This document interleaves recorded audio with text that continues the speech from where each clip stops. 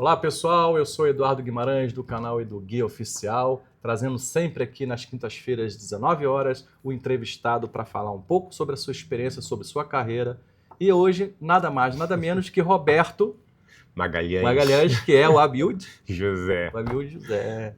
Prazerzão, É o personagem aqui do filme Entre o Silêncio e o Perigo, que deu o que falar, né? Pois é, rapaz, e em primeiro lugar eu quero te agradecer muito por esse presente, né? Porque o Roberto, ele foi, não foi fácil de construí-lo, né? Tinha muitas minúcias, né? Como vocês vão poder ver no filme, aliás, podem ver no filme. E, cara, mas foi muito prazeroso, sabe? Eu me diverti horrores com aquela personagem, sabe? Uma alusão muito bacana, uma coisa assim, não, na minha opinião, não foi nada sutil, né? Bom, enfim, mas foi muito legal. Vamos conversar um pouco mais sobre isso daqui a pouco, mas me conte um pouco aí, como é que você entrou para esse mundo artístico, rapaz? Cara, foi desde pequeno, a arte já corre nas minhas veias, eu acho desde quando eu estava na placenta da minha mãe, e desde pequenininho, quando a professora perguntava, né, no meu caso, o que é que você quer ser quando crescer? Eu quero ser cantor. Só que junto desse cantor já estava vindo o ator, já estava vindo o escritor, já estava vindo tudo assim. Eu não sei fazer outra coisa, Eduardo, não sei que seja arte.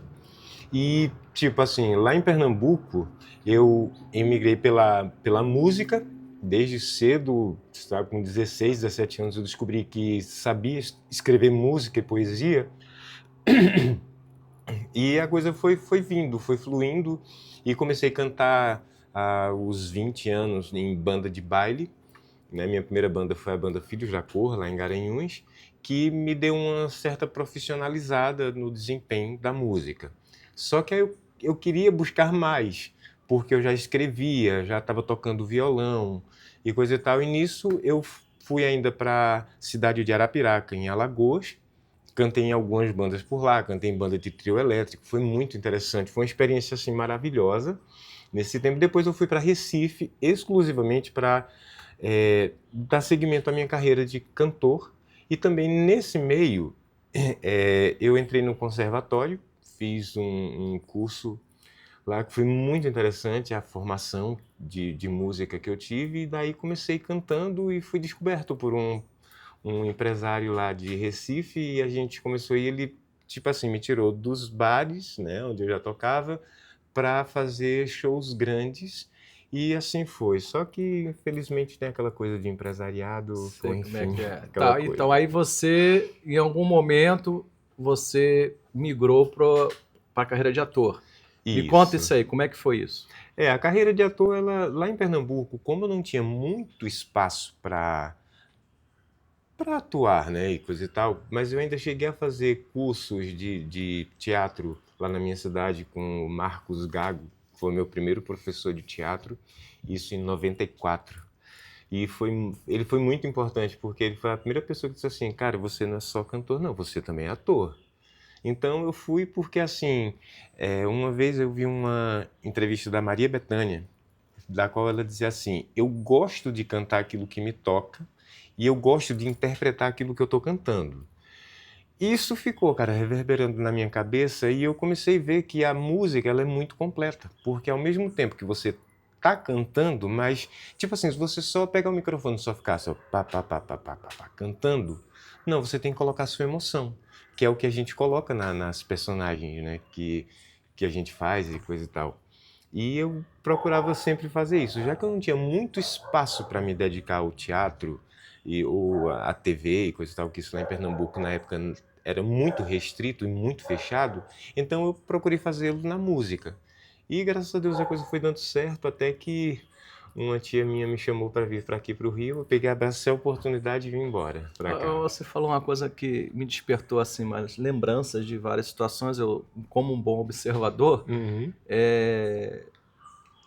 teve uma época na minha vida que eu pensei em ser pianista, né? Falei assim, acho que eu gosto de piano e tal. E quando você gosta de uma coisa, você crescer. Uma coisa é você gostar, outra coisa é você praticar, né? E eu começava a observar alguns pianistas, eles faziam caras e bocas, né? Quando tocavam piano.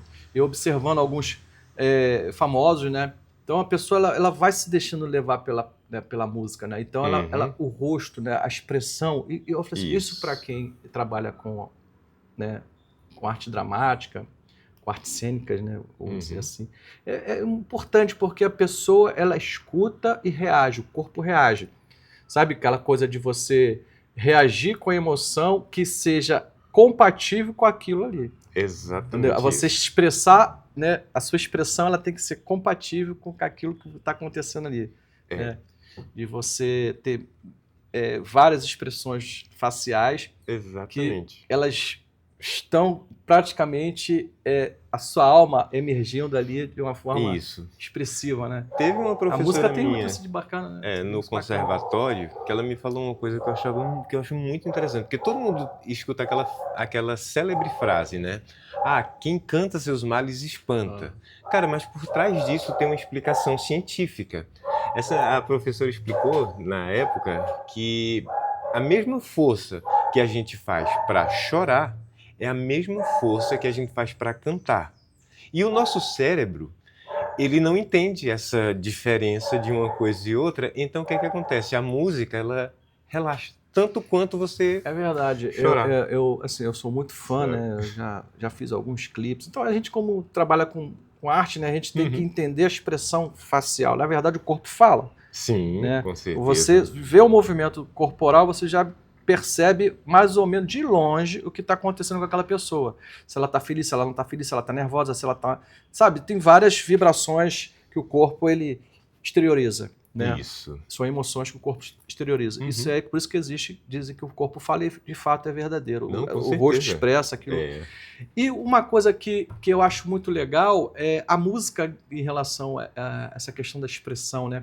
Porque tem muitos cantores que... O Zé Feliciano, por exemplo, ele é cego, né? Mas ele expressa da forma dele, da musicalidade do violão, né?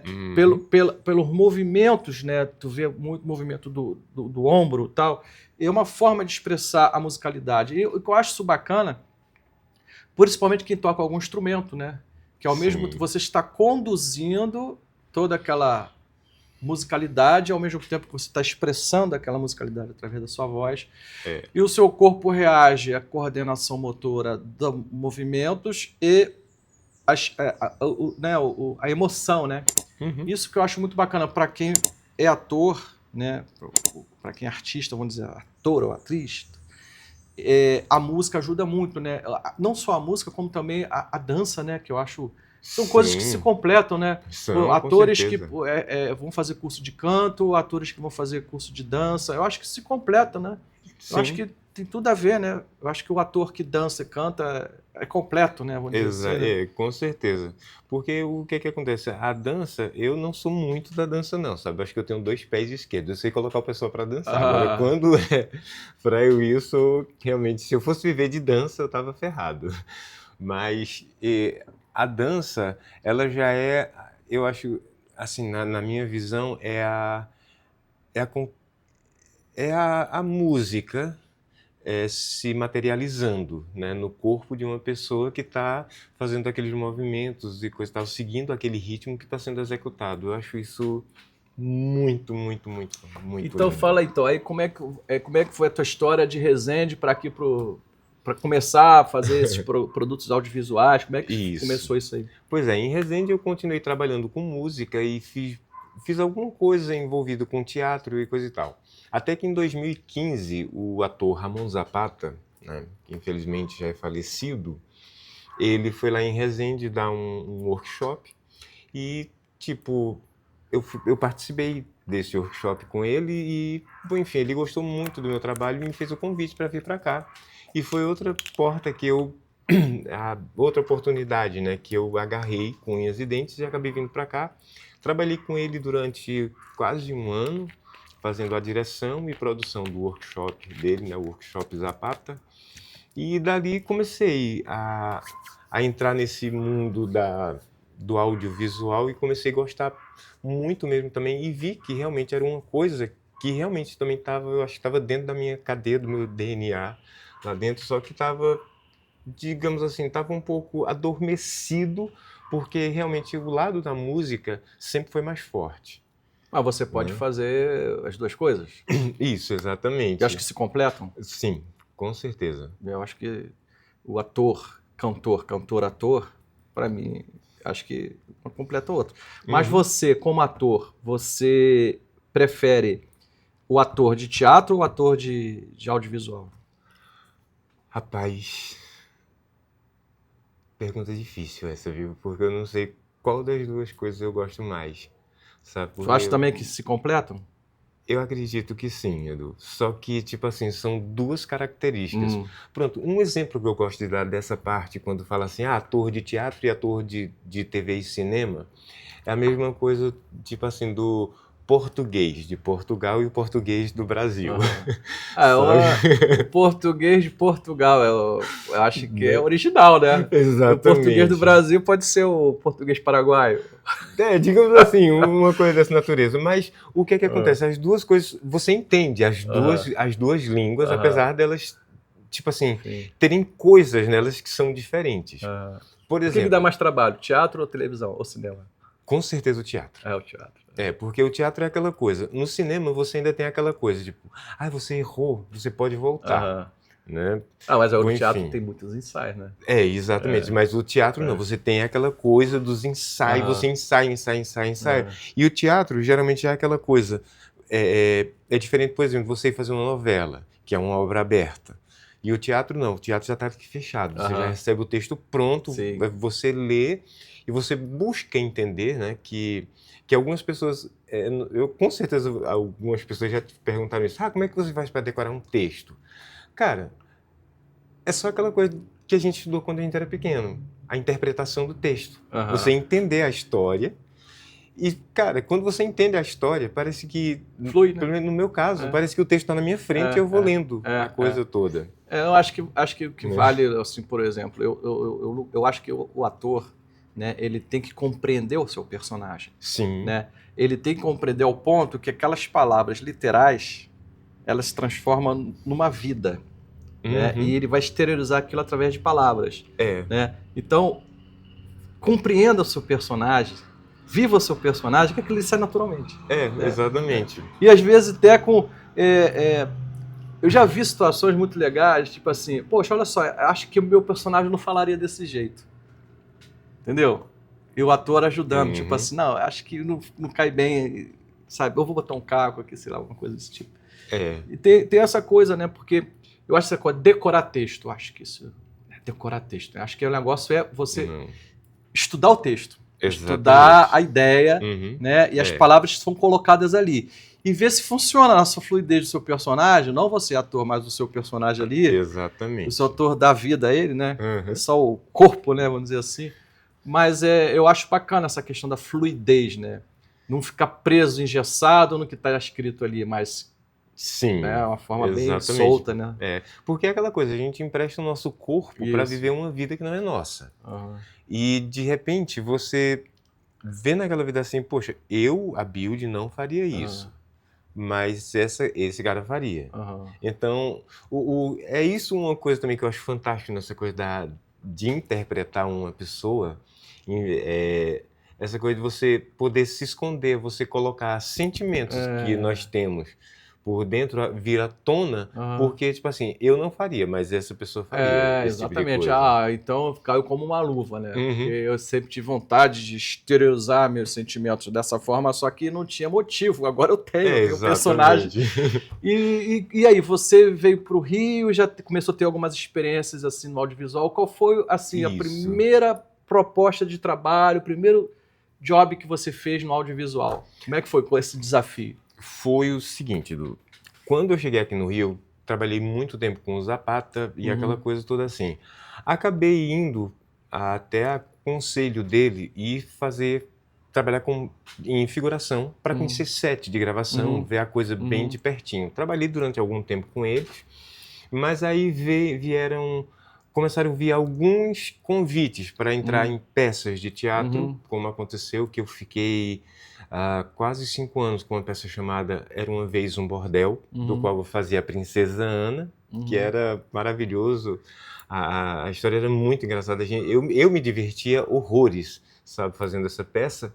E também o meu primeiro grande trabalho assim na TV foi o filme Doutor Gama, de direção do Jefferson D, que foi uma surpresa para mim. Na época eu estava fazendo um mordomo na novela O Tempo Não Para, lá na Globo, e apareceu esse convite.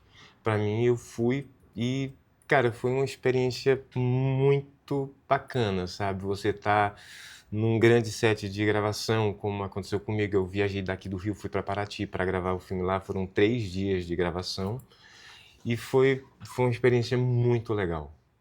Sabe, assim, aprendi muito nesses 3 dias, sabe? O Jefferson D, ele é um Mas diretor você chegou a fazer que tem um curso para cuidado. interpretação para cinema, televisão? Sim, fiz. Fez aqui no Rio? Fiz aqui no Rio já tá. também. Eu já tinha feito cursos de teatro lá em Pernambuco. Já te deu uma base. Isso, já me deu uma base, um suporte. E lá em Pernambuco eu já tinha feito algumas E peças aí, de teatro. como é que você, a build no curso, a build no set de verdade, existe essa diferença, um friozinho na barriga, uma coisa assim, tipo, aqui não tô treinando, aqui eu tô fazendo pra valer. Como é que foi isso aí? Existe, cara. Porque, por exemplo, nos cursos de teatro que a gente faz, a gente monta aquelas peças, aquela coisa toda assim. Ou então no curso de TV e cinema, como eu fiz lá na Monovídeo, a gente chega a gravar monólogo e coisa e tal, mas, cara, quando a coisa é pra valer... Dá um friozinho na barriga, dá né? um friozinho na Mas barriga. esse medo é natural, acho que todo mundo tem que ter. Acho que o dia que você não tiver que é perigoso, aí tu pode começar a ficar exatamente. preocupado, né? Sim, Porque eu acho que é igual peça de teatro, né? Nenhuma é igual a outra. Não. Todo dia tem uma diferença. Isso é uma coisa que me encanta muito no teatro, é porque a cada apresentação é uma coisa diferente, é uma energia diferente. Eu já vi muita gente falando sobre isso, e eu provei, tipo assim, eu senti na pele essa coisa, tipo, de um dia o público não tá muito conectado, Eu acho que é exatamente. e outro dia... Uma questão de conexão, né? Porque exatamente. o público, ele tem uma energia, né? De cada público tem uma energia, né? Sim, com E certeza. isso pode afetar a performance, né, dos atores em cena. Por exemplo, teve uma vez, nós fizemos uma temporada de Era Uma Vez um Bordel no Cândido Mendes. Nós ficamos um mês lá e eram 2 apresentações que nós tínhamos, quarta e quinta-feira. Então, teve um dia, Edu, que foi muito bacana pra gente isso.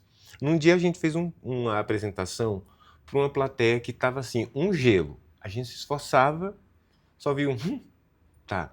Cara, quando foi no dia seguinte, o teatro estava lotado. Cara, a gente não fazia esforço nenhum, a gente só fazia, olhava, o público já Então tava rindo e coisa e tal. Combinou. Pois é, aí a O peça... público mal-humorado. Pois é, exatamente.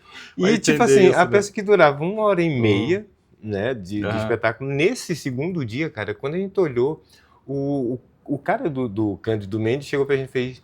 Tá na hora. Tá na hora. Quando a gente foi ver, a gente já tava com quase 2h30 de peça.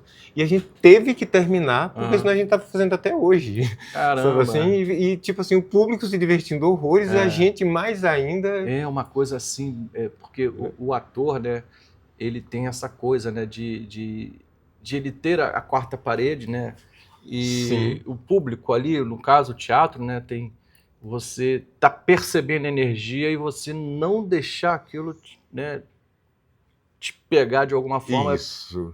para te afetar ali na sua performance, né? Exatamente. Então, assim, e é diferente também quando você tem um público muito entusiasmado, né, que interagindo de alguma forma positiva, que te deixa mais seguro, né? Porque o primeiro momento vem na sua cabeça, porra, alguma coisa tá errada nessa peça, porque esse público não tá reagindo.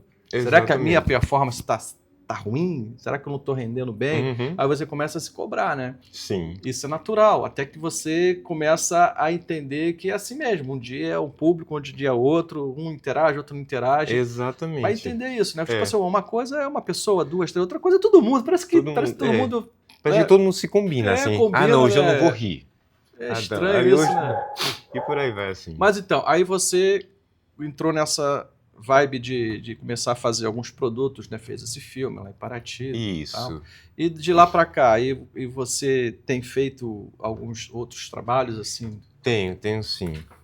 Na época do Era Uma Vez um Bordel também, o meu diretor de teatro, Ramiro Montalvão, ele foi assistir a peça e me chamou para fazer musical chamado Quem Fala de Nós Tem Paixão, onde eu interpretava o Valdir Vassalo, que era um carnavalesco da cidade dele. E, tipo assim, estava precisando de um ator que cantasse. Né? Também Olha só como é que são as coisas, né? Exatamente. Um ator que canta, olha como é que uma coisa completa a outra. Ó. Exato. Aí nisso eu conheci o Ramiro em março, quando foi em setembro ele me fez esse convite para entrar na peça. Fui. Cara, foi uma delícia fazer. Agora, assim, Edu, em termos de teatro, Quem Fala de Nós Tem Paixão foi o maior desafio que eu tive, sabe assim, no teatro. Porque uma coisa é, tipo assim, você pegar uma personagem e você ir criando, através da sinopse, né, aquela Você coisa... vai dando vida pelo exatamente, que você está prestando atenção prestando ali. atenção, exatamente. E, de repente, você interpretar uma pessoa que já existiu... É complicado. Cara, mas tratando uma biografia ali.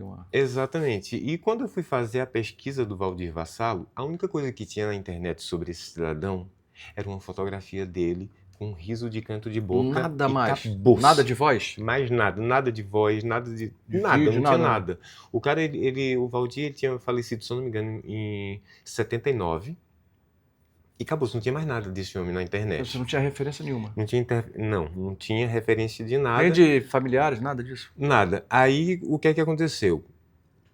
O Ramiro Montalvão, com a sua inteligência, sabe, que é um cara que eu não canso de tecer elogios para ele, me levou 11 dias antes da estreia da peça para ensaiar com os atores lá. E toda vez, cara, ele me pegava e fazia assim: Abilde, na casa fulana de tal tem um lanchinho pra gente. Isso no meio do ensaio. Eu fazia: Ramiro, a gente tá ensaiando a peça, vamos lá. Ele me levava, puf. Isso aqui é o Valdir Vassalo. Cara, todas as casas que eu fui, as pessoas começavam a falar do Valdir Vassalo, como ele era, como não era e coisa e tal. E, tipo assim, faltando uma semana antes da estreia da peça, eu conheci os filhos do Valdir Vassalo e eles começaram a me dar mais outras coisas. Cara, quando eu vi, você já tava eu tava com o Valdir Vassalo montado todinho assim. Com referências testemunhas. Exatamente. E o Ramiro chegou e fez.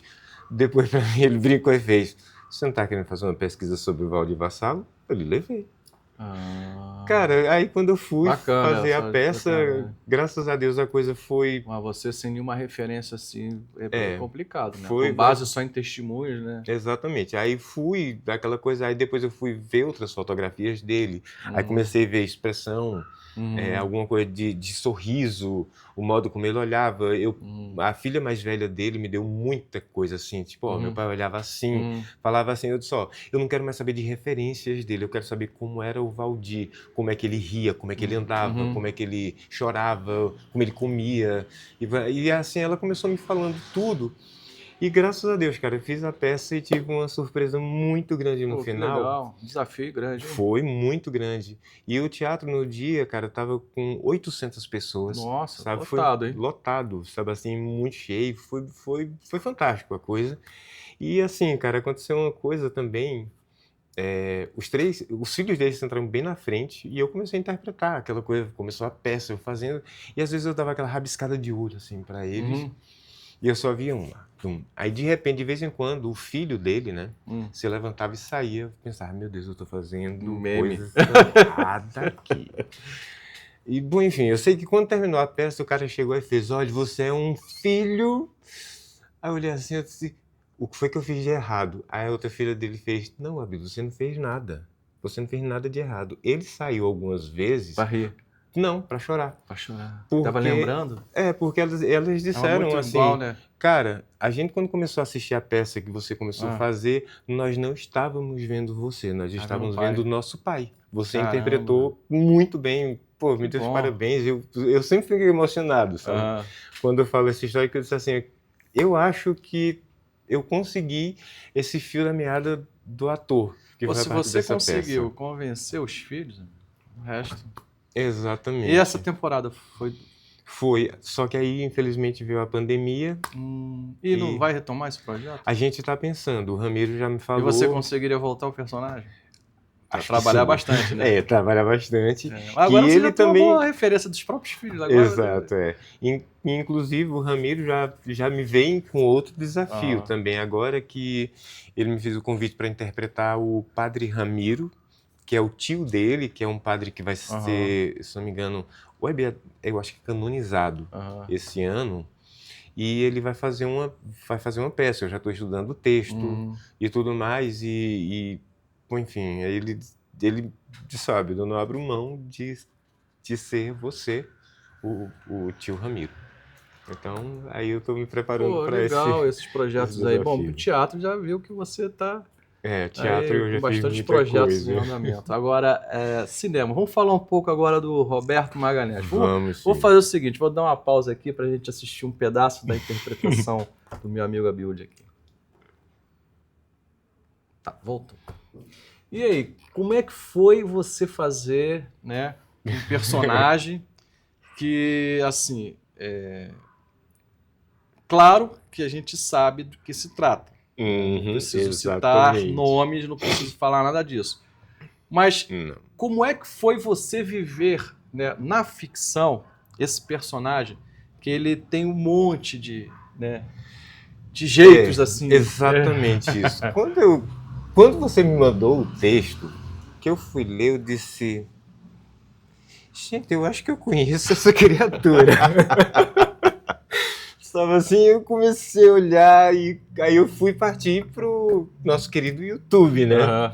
E comecei a ver e assistir aquela coisa toda e comecei a dizer, meu Deus do céu, como é que eu posso chegar nesse tom sem estar colocando tanta... Muito caricato, talvez. Muito caricato e coisa e tal, aquela coisa toda. E comecei a criar, né, essa coisa. Assim, foi muito divertido pra mim, sabe? Tipo assim, deu trabalho? Deu.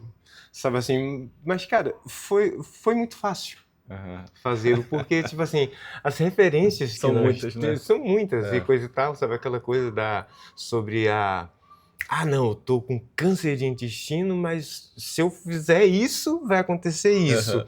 E assim, eu achei espetacular, cara, o texto como você colocou, porque eu tenho certeza, sabe, que sei lá, eu acho que você viu aquela cena. O seu corpo falou, sua expressão falou muito bem com seus atos, nas pausas certas, quando eu olhei, eu falei, esse cara tá fluindo super bem. É assim mesmo que, sabe, aquela coisa, tipo assim, se você entrar nessa com a gente, você vai se dar bem. Entendeu? Exatamente. E aquela coisa, eu preciso da sua ajuda. Aí você, tipo assim, juntando um com o outro. Isso com isso. Aí você vai... Exatamente. É a solução, né? É a solução. Porque assim,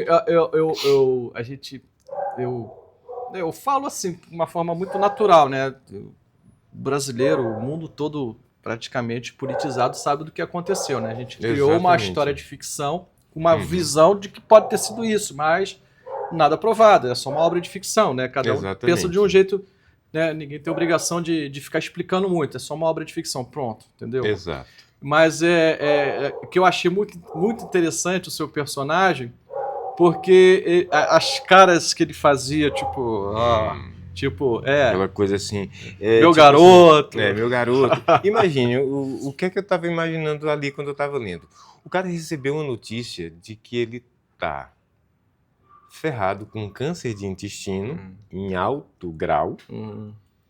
Aí eu fiquei imaginando, poxa, a pessoa que recebe a notícia que está com câncer, eu acho que a pessoa entra em parafuso, né? Porque você está recebendo ali a sua... essa notícia... uma notícia horrorosa, né? Que você vai embora desse mundo e coisa e tal. Ao mesmo tempo, o cara também estava para ser presidente de um país imenso e coisa e tal, também campanha política e coisa e tal.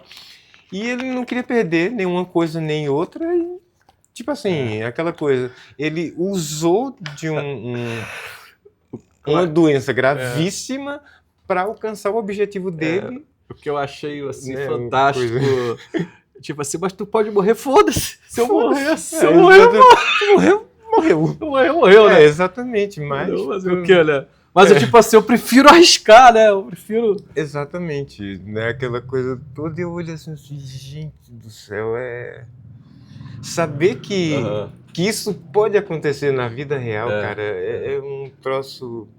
Porque tem algumas coisas assim, Edu, que eu não consigo engolir, digamos assim, falando um pouquinho sobre política, sabe? Eu acho que Tipo, eu vi uma vez um professor falando num canal do YouTube que, tipo assim, educação é a base de tudo. Sim. Com a educação você melhora a saúde, você melhora essas coisas todas, assim. E o que eu vejo realmente hoje em dia é que nós temos um país que é rico, muito, muito, muito rico. Pode ser uma grande potência, como o Brasil é, só que quem está lá dentro só quer para si. Assim, Bom, enfim. não, assim, a gente tem que discutir, né? Eu acho que o nosso papel, né, como pessoas de comunicação como um todo, né? Nós somos de um lado da arte, né, mas eu acho que a arte interage com tudo, né? Com a gente certeza, tem cara. o poder de, né, talvez de influenciar, né? E o poder também de até de orientar, né? Vamos dizer, algumas coisas assim que a gente observa e que é fato.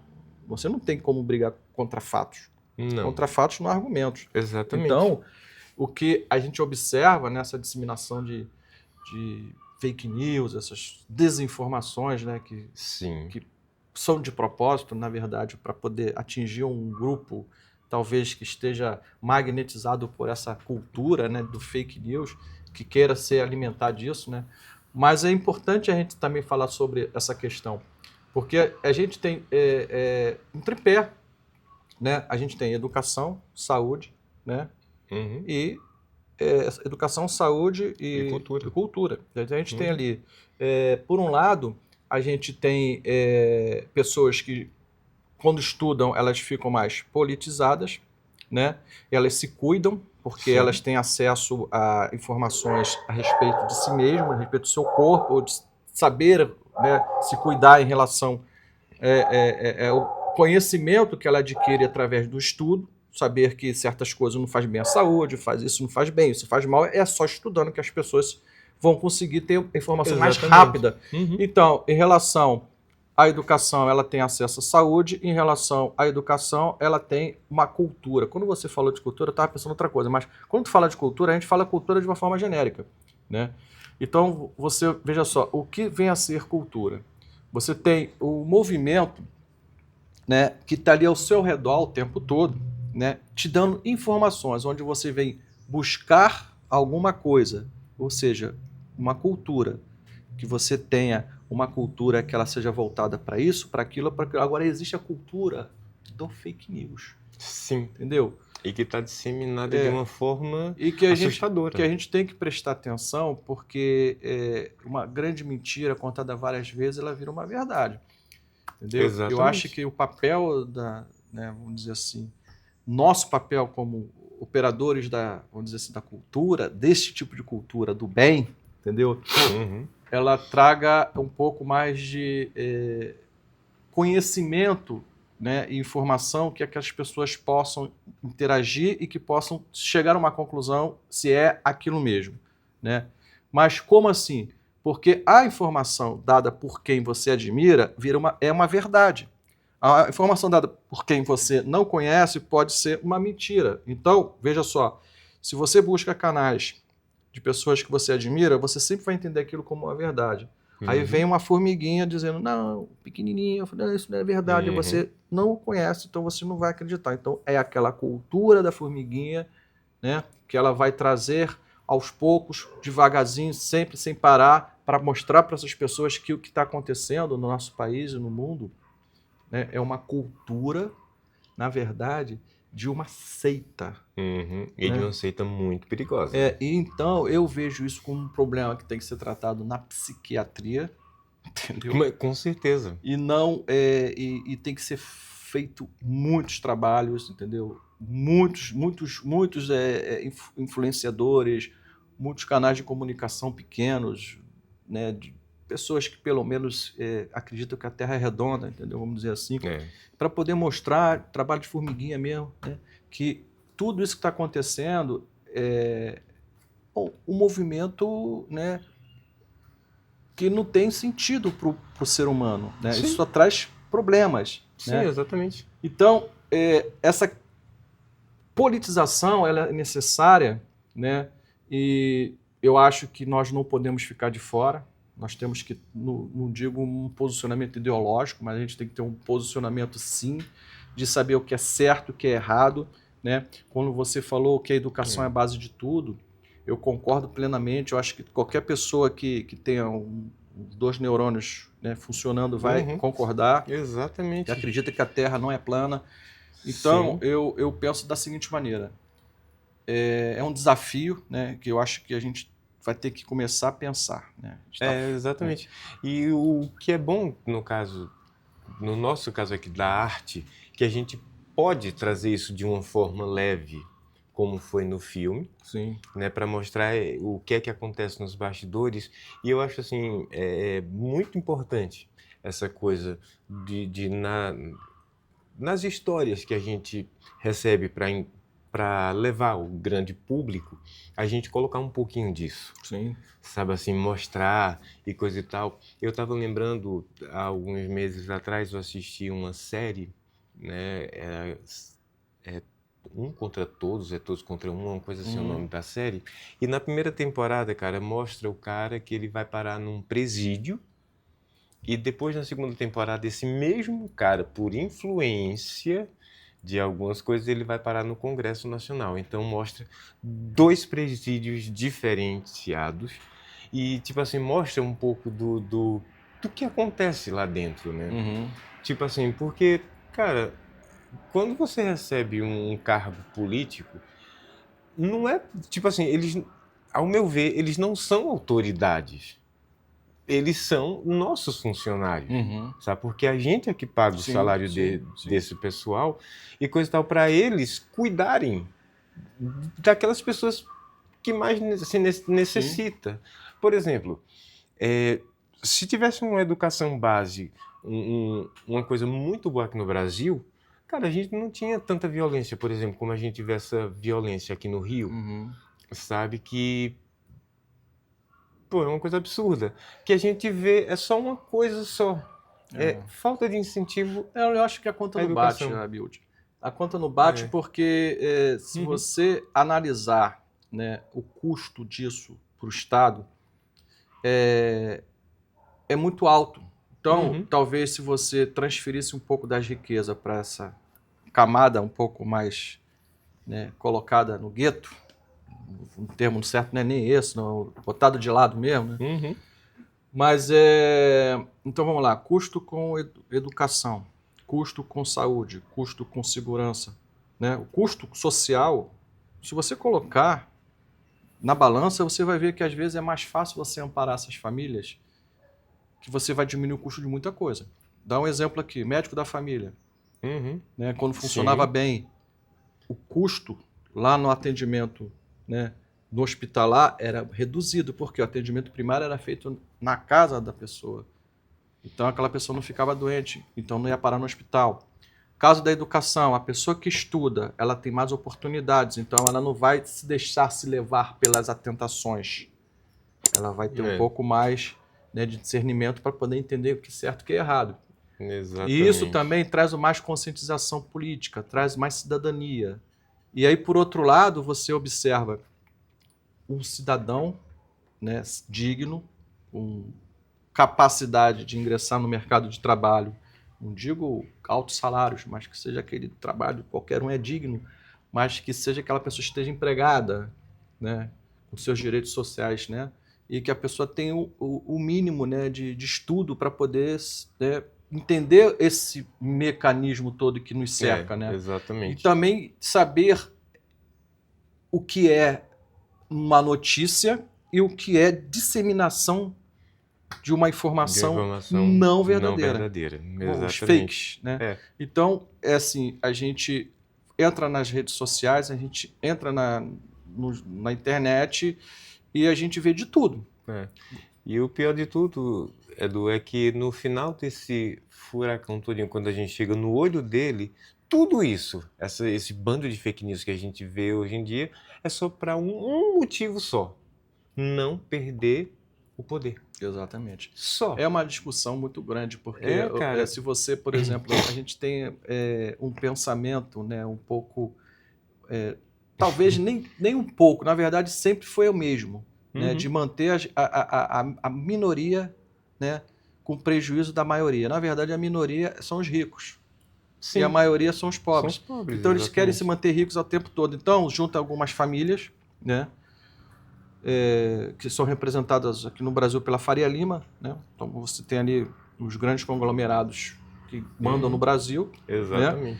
Que eles querem manter o poder a qualquer custo, manter a política que eles já mantêm desde sempre, Sim. né?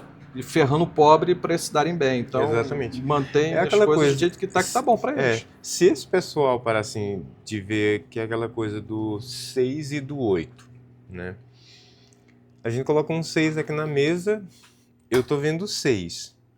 Mas se você Eu vou olhar um 9. vai um 9. E assim, não, eu tô vendo 6, não é 9. Não, 6 é 9, 6 é 9.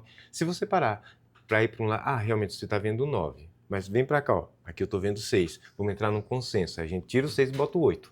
Porque de onde a gente tiver, a gente tá vendo 8 ou 0, a gente tá vendo... Vai ver a mesma coisa. vai Tanto ver a cabeça mesma para baixo, coisa. não tem cabeça para baixo disso. Exatamente. Mas isso não é possível, né? Infelizmente. Então eu acho assim, por exemplo, eu vou citar um exemplo aqui, que antigamente, né, quando existiam os programas de humor, né, fazia muita crítica, né, à política, né? Então, demais. às vezes a pessoa, quando não estava politizada, ela não sabia nem do que se tratava aqueles personagens. Tinha um programa na TV Manchete chamado Cabaré do Barata, que eram uns bonecos, né? Então tinha Maluf, Brizola, tal. Então só se falava de política, né? Então você teve momentos no Vivo Gordo, no programa, vários programas de humor, né? Chico Anísio mesmo, com o Justo Veríssimo. Então, maravilhoso aquilo lá. Pois é, papo se exploda, papo tem que morrer.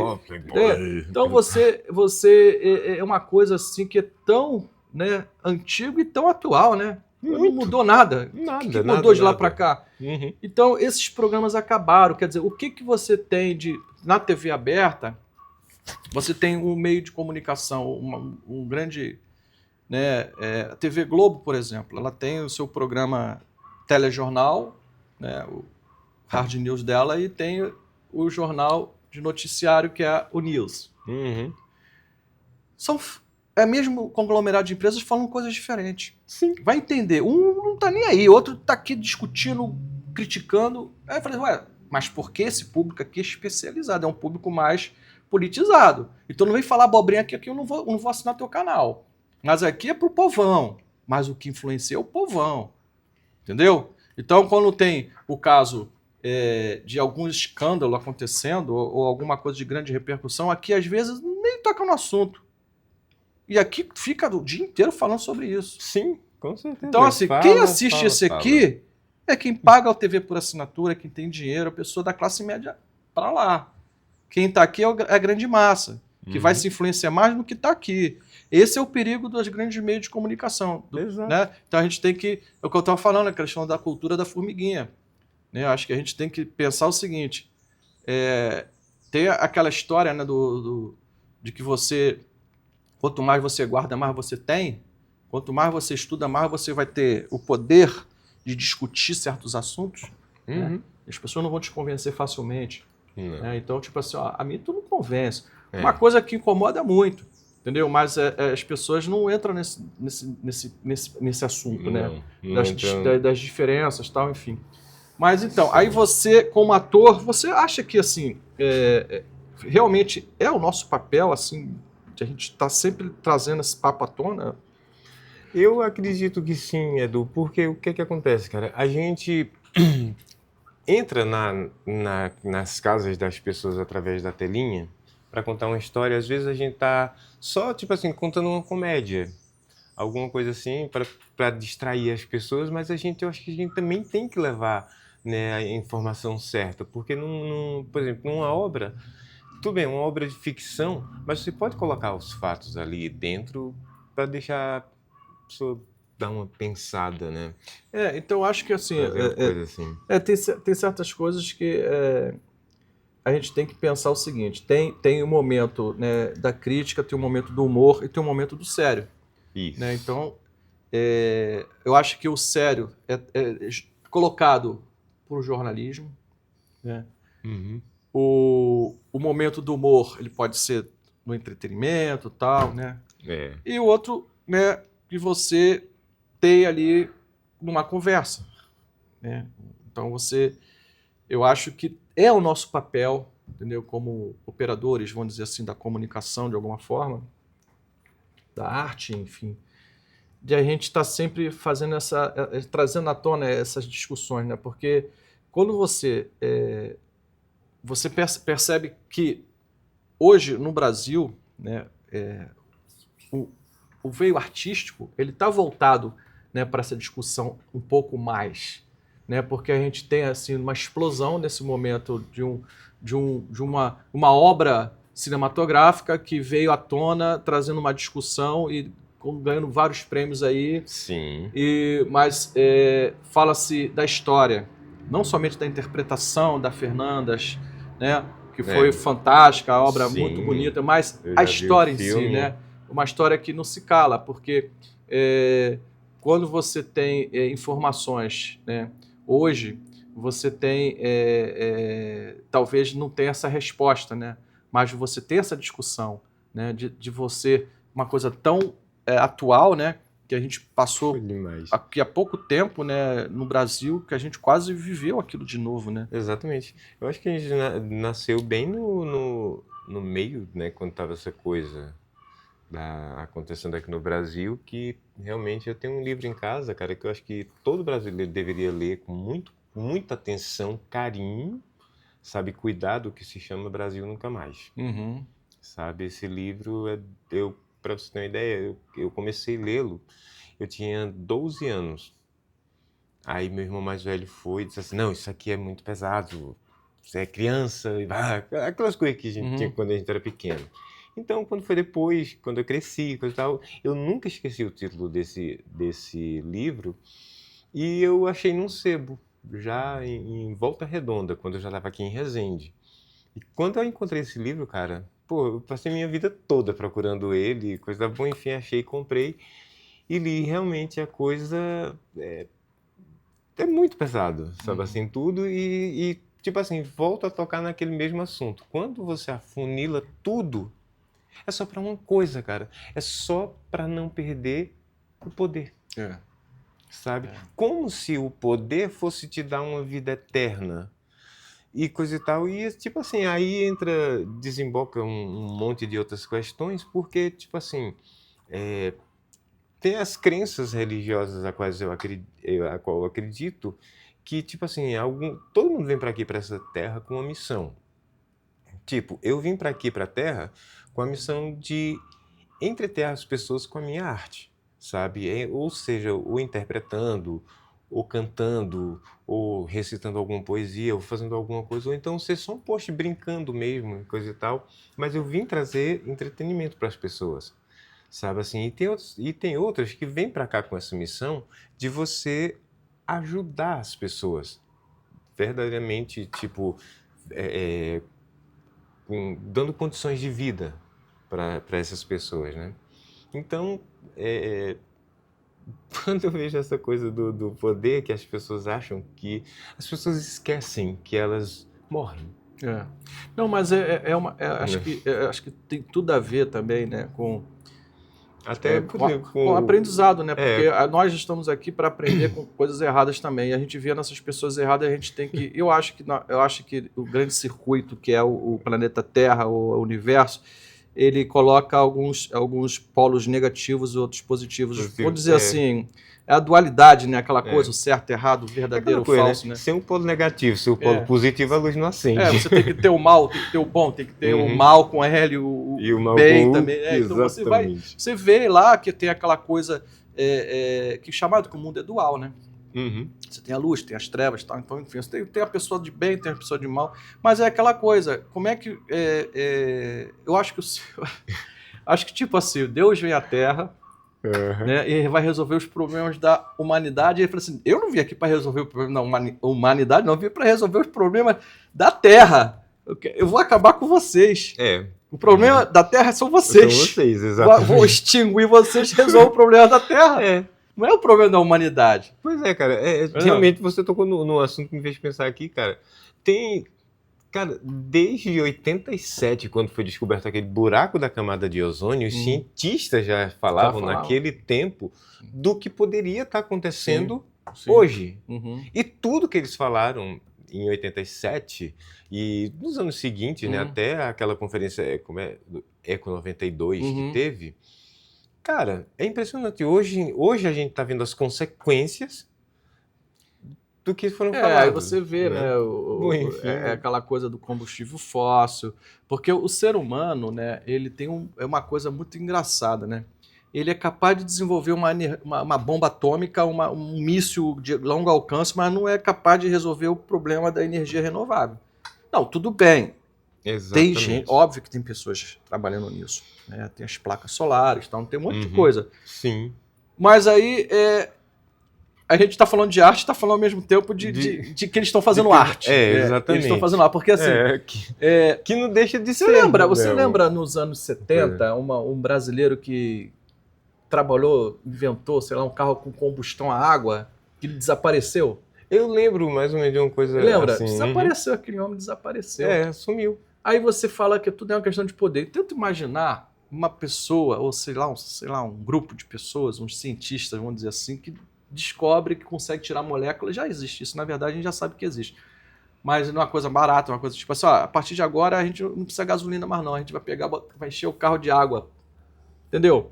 O cara que inventa isso, ele, no mínimo, que vai acabar com o planeta, porque, tipo assim, e as riquezas do petróleo, sabe o que é? É muito interesse. Pois é. É de onde vem justamente como você falou, as riquezas do petróleo. Aí essas riquezas vão para onde? Sabe assim, bom, enfim, é tanta coisa nesse história dos Estados Unidos lá no Iraque e tal. Eu estou preocupado com a ditadura do Saddam, não sei bem, mas engraçado, tem muito petróleo lá, né? Umas coisas esquisitas assim, né? Então aí a gente... Enfim. Então assim, não a gente falando de política, a gente falando um pouco sobre essa, né, o filme, né? Mas a gente tem assim uma ideia de que o personagem do Roberto Magalhães ele retrata muito bem, né, um pouco do cenário que a gente vê aqui no Brasil, né? Com certeza, cara. Que assim, hoje, né, a gente observa coisas que aconteciam no passado que retratam o presente, que coisa estranha, né? Tipo assim, é tão atual, né? Assim, grandes atentados que se voltaram a favor da, sabe? E, enfim, tipo, o que aconteceu com o Trump recentemente, um atentado também, e sei lá que aquilo foi um atentado. Tiro na orelha. Não, o que eu acho muito engraçado que o cara, o sniper, tão próximo dele, cara, como é que os policiais não viram um sniper ali, o cara, por pouco ele não acertou, né? Mas eu não sei não, exatamente. Sabe? Eu não sei não. Não sei não. Tem coisas que... Como era que uma frase que tinha? Tem coisa que só não sei o que explica, né? Só Freud explica. Só Freud, né? Só, cara. Não, mas sabe o que acontece? Assim. Você quando tem uma pessoa que é capaz de planejar um atentado, né? Contra um sistema, ela não é capaz de planejar um atentado para ela se favorecer também? Isso é a coisa. É a mesma coisa de juntar 2 e 2. Entendeu? Então, assim, tem muitas coisas mal contadas, né? Que a gente tem que entender é o seguinte: ninguém é obrigado a acreditar nem numa coisa, nem a acreditar na outra. Não. Né? Então é o seguinte, porque segundo a polícia, eu sei que, porra, peraí. Segundo a polícia investigou em que época? Quem estava no poder? Entendeu? E a gente tem que levar tudo isso... Tem que levar tudo... Você tem que, tipo assim... O pessoal lá em Pernambuco tem a mania de dizer uma coisa assim... Eu só observo, mas eu fico calado. Aliás, eu não digo nada, eu só observo. Sabe? Porque quando você começa a falar, cara, botar suas opiniões, cara, entra em choque com um monte de coisa, bom, enfim... E é isso, assim, é aquela coisa. Eu observo muito mais... mas eu acho que nós temos o papel, né, de expor nosso pensamento, entendeu? A gente tem que... Não é que seja o certo ou que seja o errado, mas eu acho que quem é do mundo artístico, né, pensa o seguinte, são pessoas que estão trazendo alegria. O artista traz alegria. Sim. Mas se ele tem o poder de trazer alguma coisa, ele também tem um dever de trazer a verdade. Sim, entendeu? Com certeza. Então, eu acho que a gente não pode virar as costas para esses problemas. A gente tem que entender o seguinte, o direito da dúvida todos nós temos. entendeu? Então, eu, por exemplo, quando eu construí esse personagem, do Roberto Magalhães, eu pensei assim, tem toda uma possibilidade, né, de se retratar vários Robertos Magalhães, em vários países, em várias situações no mundo afora. Sim. Isso já deve ter se repetido várias vezes, né? É aquela coisa da busca do poder a qualquer custo, né? E sempre alguém pensando em se beneficiar com aquilo, né? Então, assim, o ator, né, que eu acho muito legal, que ele tem esse poder, né, de às vezes encarnar um personagem de tal maneira que ele é como você fez na peça de teatro, né, que você passa a ser aquele personagem. Exatamente. Entendeu? A gente tem vários exemplos aí na... Por um momento, tipo assim, aquela história que a mentira vira uma verdade. Teve situações aí que personagens de novela foram, né, atores viveram aqueles personagens foram quase agredidos na rua. Sim, na rua, exatamente. E às vezes o ator ser chamado pelo personagem, né, isso é muito comum, né? A pessoa ela fica tão marcada. Porque é o seguinte, o ser humano ele tem um poder de ele mudar tão rápido, né, a energia que ele está vivendo naquele momento sobre a realidade, sobre a ficção, que ele às vezes confunde a ficção com a realidade. Sim. Entendeu? Então, é tipo você chamar um ator pelo personagem que ele viveu. Ele tá misturando as duas coisas, mas tem gente que faz isso de brincadeira, mas tem gente que não. Tem gente que acha que aquela pessoa é aquela pessoa mesmo. Exatamente. Entendeu? Então, isso é perigoso, porque depois que eu vi pessoas fazendo oração para pneu, eu acho que... engraçado. Eu acho que tudo é possível. Não, e detalhe, você está falando de pessoas normais. Sim, que até então eram normais. Falei assim, então só pode uma coisa explicar isso. Uma hipnose coletiva, sei lá, alguma coisa assim que acontece realmente. Ué, você vai assistir uma peça de teatro, né? Ou vai assistir um filme.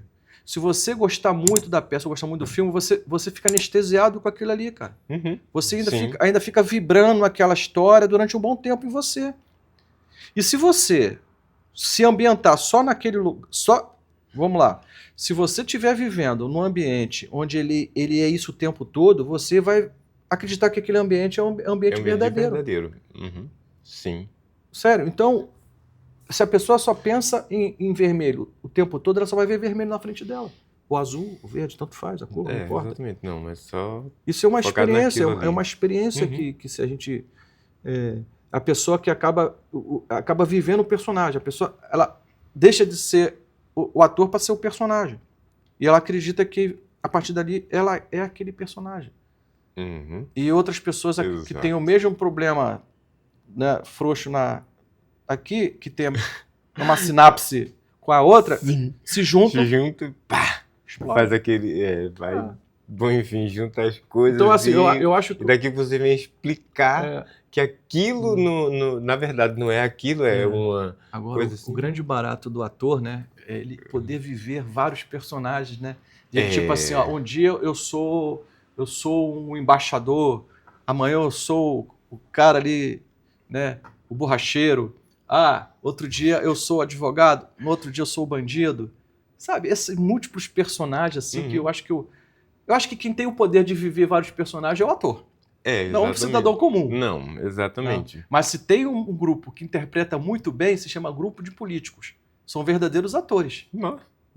Eles sabem mentir com uma facilidade, né? Eles sabem... Não, isso não aconteceu. Não, isso aqui não. Isso não foi bem assim. Não foi bem assim. Não foi bem assim.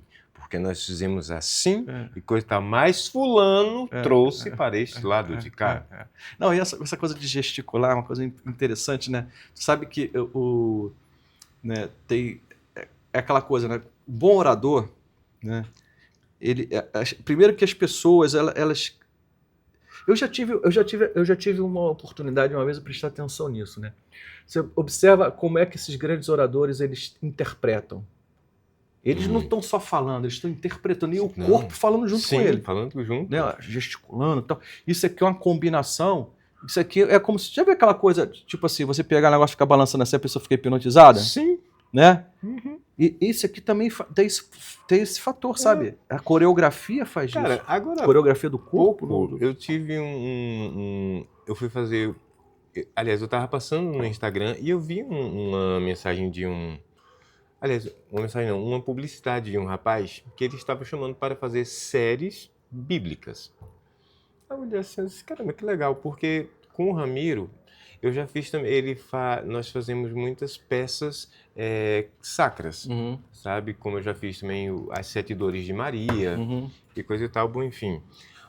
Algumas coisas muito interessantes. E eu olhei assim, eu disse, cara, muito interessante. Cliquei para assistir. Eduardo, eu fiquei, tipo assim, em êxtase, porque o cara, ele falava numa convicção que você, ator, precisa de mim para entrar nessas séries e papapá, aquela coisa. E ele falava, gesticulava e coisa e tal, e ele fazia oração a Deus e ele estendia os braços e fazia toda aquela coreografia assim, cara. Aí eu entrei para ver como era a coisa. No final das contas, era só uma coisa. Ele queria montar uma turma para dar um curso para talvez fazer juntar uma galera. Para ver exatamente. E detalhe, que é o mais engraçado, a série você não ia receber, você ia pagar para fazê-la. E não era pouco. Uau! Camarada, esse... Sim. Ele estava invertendo tudo. Tudo invertido. E o mais engraçado é porque eu vi pessoas, sabe, assim, eu nem cheguei a entrar no grupo de WhatsApp, coisa e tal, papapá. Teve pessoas que pagaram. Ah, tu vê, cara. Eu olhei assim e disse, cara, o que é o poder de persuasão de uma pessoa? Persuasão, sabe, É por isso que eu, às vezes, enfim. eu falei assim, ó, cuidado, sabe, tem gente que tem esse poder, cara. Sim. Então é tipo assim, meio que hipnótico, né? Exatamente. Então, se você já tiver tendência, amigo, tu vai acreditar. Entendeu? Exato. Foi feito outra também que a Sininha de Paula, no workshop que eu fiz com ela, um workshop online, cara, foi fantástico, sabe? O que ela passou de dicas, de coisa e tal, papapá, e a ferramenta que nós temos hoje em dia, que é a internet, cara, é fantástico, sabe? Eu dou o braço a torcer mesmo, cara. Se eu pudesse voltar no tempo, se eu pudesse, tipo assim, tirar pelo menos 20 anos só de mim, e tá hoje em dia, em 2025, com 30 anos, cara, eu ia dar muito graças a Deus. Porque, cara, na minha época, quando mais jovem, quando eu tava, tipo assim, despontando e coisa e tal, ainda não tinha tanto cabelo branco, não tava com 51 anos, cara, era muito difícil, cara, e eu tinha uma gana de colocar minha arte, mostrar minha arte para todo mundo, só que eu não tinha, era muito limitado. Por quê? Para você aparecer na televisão, você tinha que estar dentro de uma emissora.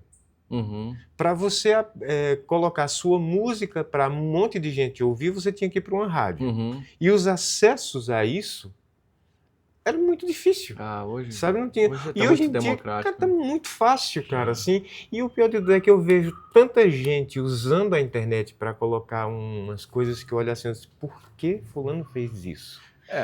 Sabe assim? Eu acho que de alguma maneira tinha que regulamentar, né? Porque as pessoas são um pouco mais responsabilizadas pelas besteiras que colocam ali, né? Porque, tipo assim, você coloca uma besteira... Eu não vou dizer a você que eu não já entrei para ver um monte de besteira e coisa e tal. Sim, tudo bem, mas pode ter canais para isso. Mas existem canais próprios para isso.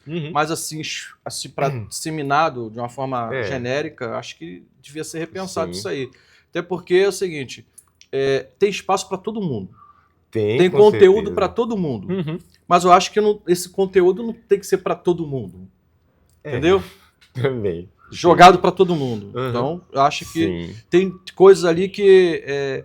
por exemplo, às vezes, cara, não tem nada a ver, eu vejo pessoas sendo, sabe, coisa tipo arrancando a cabeça. Eu falo, que isso? Não me interessa ver isso, sabe como é que é? Sei como Esse tipo de coisa, assim, que acho que tem que começar a repensar de onde ver e tal. Porque hoje você tira dúvida de tudo na internet. O pai dos burros não é mais dicionário. Alguém compra dicionário hoje em dia? Não compra mais. Hoje o pai dos burros é o Google. Entendeu? Né? Então você tem um mundo digital que ninguém se escapa dele. Já entrou e agora a gente não sai mais. E já agora está entrando em discussão a inteligência artificial. E tem uma coisa assim, Edu, também que eu amo muito, muito, muito, muito, que eu tiro, confesso a você, cara, que eu tiro quase, às vezes eu ultrapasso um pouquinho disso, tipo 1h30, 2 horas por dia, quando eu entro no meu Instagram, cara, as mensagens de carinho dos meus seguidores. Isso é muito bom. Sabe? Cara, eu fico muito feliz, sabe, com isso, assim. Isso aí dá uma energia, te dá vontade de continuar produzindo, exatamente. Entendeu? Uma coisa que eu falo muito. Tipo assim, quem é meu seguidor? Mas tu sabe que... sabe que eu sempre falo isso. Acho que você tem uma missão, né, de trazer a arte, né? Isso traz felicidade junto, né? Fazer as pessoas felizes, né, com a sua arte, com o seu trabalho e tal.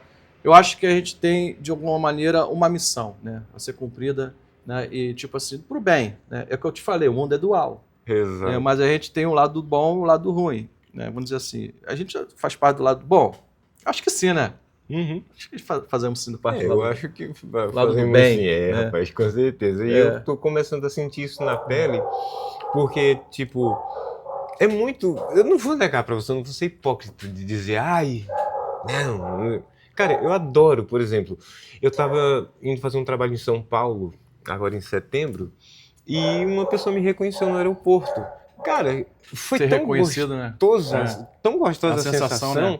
Eu olhar assim, porque tem gente já diz, você tá com 50 anos, você já tá velho. Não tem nada, tá começando agora, pô. Pois é, exatamente, eu já disse, então você é um velhinho fashion, pronto, não tem problema. E assim vai. E aquela coisa. E os filmes que eu ando fazendo, né? Que é com o pessoal da Telemilênio também. Tem o pessoal da Fundição também, que eu tô doido para fazer alguns trabalhos com eles, que são pessoas que eu admiro muito também.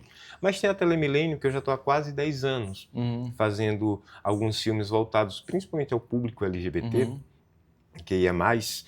E, cara, esse público é muito gostoso. Cara, que volta, tipo assim... Feedback. Exatamente, os feedbacks que eles me dão e coisa e tal. Eu participo de um grupo de WhatsApp, fãs da Telemilênio e coisa e tal. Cara, sempre eu mando uma mensagem lá dentro do grupo, ou então falo... Aí alguns vêm falar comigo no privado e coisa e tal. Cara, é muito gostoso, sabe? Essa coisa de você poder tá disseminando o seu trabalho, fazendo você sua interagir, coisa assim, né, com pessoas que trocam, né? Isso é sim. bacana, porque eu acho que acho que assim, a partir do momento que a gente está exposto nas redes sociais, que a gente está fazendo um trabalho artístico e tal, a gente está se expondo, na verdade é essa, né? E quanto maior a exposição, é melhor. A verdade é essa. Então, assim, esse feedback que a gente observa muito é assim, as pessoas, elas interagem quando elas gostam de um assunto, gostam de um tema, né? E isso é bacana, né? E quando essa interação não acontece, você percebe que tem alguma coisa ali que está faltando. E eu acho que esse aprendizado do que está faltando que a gente tem que buscar, né? A gente tem que, a gente tem que aperfeiçoar a nossa linguagem, a nossa forma de chegar até as pessoas. E aprendendo, né? A gente que está nas redes aí, enfim, a gente está cada dia aprendendo mais. Eu acho bacana quando a gente faz alguma coisa, a gente tem retorno, as pessoas, né, dão feedback. Eu acho isso bacana pra caramba. Isso dá mais oxigênio pra gente continuar, exatamente. mais vontade, é o que eu sempre falo pra eles, sabe? Assim, eu digo, muito obrigado pela sua mensagem. Você não sabe como isso me fez bem hoje. Sabe? Tem pessoas assim que chegam, mandam mensagens bem carinhosas e às vezes eu tô até num dia meio ruim. Isso ajuda sabe? também, eu olho né? assim, caramba, que coisa, que legal. Então isso eu tô vendo que meu trabalho tá indo certo. Tá tendo resultado, sabe, né? assim, e mesmo eu tô já com uma idade já... Mas eu acho que se você faz aquilo que gosta, faz aquilo que você acha que tá correto, que tá te fazendo bem, cara, é uma questão de tempo. Isso vai te dar retorno. Ou retorno como satisfação profissional, satisfação saúde, ou satisfação social mesmo, satisfação... como todo, né?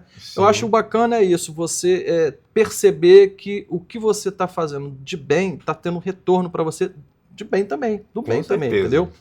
Isso que faz a gente crescer, faz a gente, né, cada vez mais a gente querer fazer parte desse mundo cruel aí que a gente vive, né? Mas tentando mostrar alguma coisa de bom, né? Exatamente. Build, poxa, o papo foi muito bom, o papo foi curto. Foi maravilhoso. Tá? Espero que a gente faça outros trabalhos. Vamos sim, com certeza. Que olha que o negócio, vou dizer aqui ao vivo mesmo pra vocês. Viu? Esse cara, ele tem poder, ele dirige você, ele te deixa muito à vontade. Eu tipo assim, naquele dia a gente praticamente estava se conhecendo, né? Foi verdade. No dia, cara, eu fiquei muito à vontade lá no set de gravação. Foi uma experiência muito boa. Se Deus quiser, vamos... Você arrebenta. Vamos fazer mais um.